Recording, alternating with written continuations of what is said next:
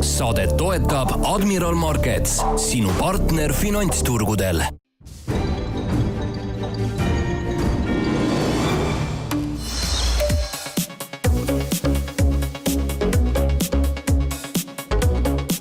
Robotid asendavad inimmõistust ja töökäsi juba paljudes valdkondades, alates kassapidajatest ning lõpetades tehase töölistega. Tuleb aga välja, et need on juba mõnda aega abiks ka rahaturgudel kauplemisel, kus töödeldakse tohutul hulgal andmeid ja tehakse sekundite jooksul investeerimisotsuseid.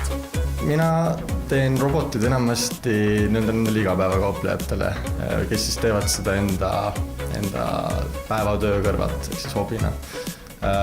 Põhiline probleem või eesmärk ongi siis saavutada see, et kaupleja ise ei peaks olema terve enda tööpäeva arvuti ees, vaid saaks siis teha oma toimetusi ja samal ajal siis robot toimetab tema etteantud reeglite järgi finantsturgudel.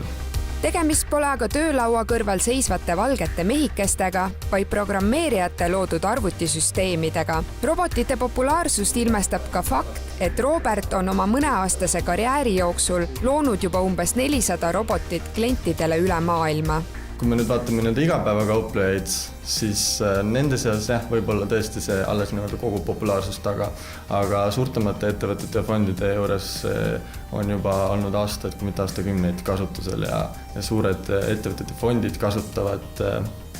kasutavad siis enda algoritme või roboteid, mis siis loevad ise turu enda liikumise mustreid ja siis tekitavad sellest enda mõistusega mingi strateegia välja, et siis inimene lihtsalt ei jõua enda loogika ja sellele strateegiale järgi. Siin tulevadki välja robotite eelised. Esiteks välistavad need emotsioonide ajal tegutsemise, sest järgivad vaid loogilist mõtlemist. Teiseks võimaldab robot teha tehinguid ajal, mil inimene on ise arvutist eemal. Ning samuti lisab see reageerimiskiirust, mida inimmõistus eales ei võimalda. Nõnda on see ahvatluseks paljudele kauplejatele. See tulenebki sellest, et neil endal ei ole piisavalt teadmisi ja nad loodavad siis, et robot teeb nende ees selle töö ära.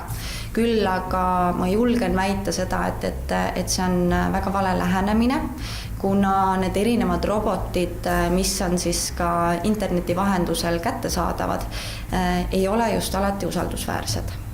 Et robot oleks töökindel, soovitab Mägisele soetada usaldusväärse investeerimisühingu kaudu või lasta teha oma ala eksperdil. Ka Admiral Markets on loonud oma kauplemisplatvormile lisarakenduse MetaTrader Supreme, mis aitab kauplemist lihtsustada. See lisarakendus tegelikult koosneb siis üle 60 erinevast funktsioonist, mida siis kliendid saavad endale alla laadida, seda kõigepealt siis demokontol katsetada ja seejärel siis ka reaalsel turul neid funktsioone kasutama hakata. Kas me aga liigumegi selles suunas, et varsti kauplevad meil rahaturgudel ainult robotid? Ma arvan, et ta mingis mõttes liigub ikkagi sinnapoole et see suur raha liigub ainult robotite vahel. Et milline robot suudab siis targema strateegia välja mõelda, aga see ei tähenda, et inimmõistus enam või inimloogika enam turgudel absoluutselt ei kehti. Robotite eeliseid ja puudusi tutvustati ka alustavale kauplejale Helenile, kes võib neid soovi korral kasutama hakata. Kas ta seda ka teeb, näeme juba järgmistes rahaminutite osades.